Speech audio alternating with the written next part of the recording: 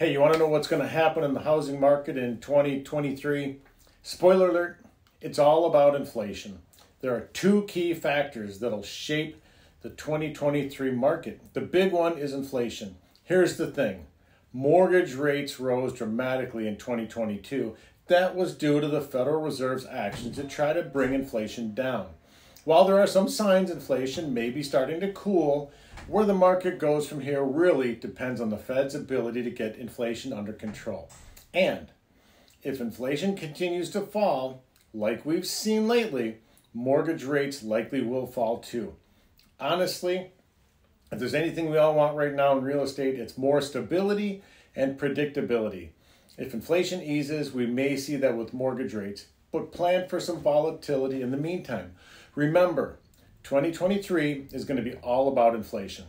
I'll keep following the latest information on the market, so if you have questions on what we can expect from the new year, let's connect. This is Jim Starwalt, leader of the Star Home team at Better Homes and Gardens Real Estate. Give me a call today.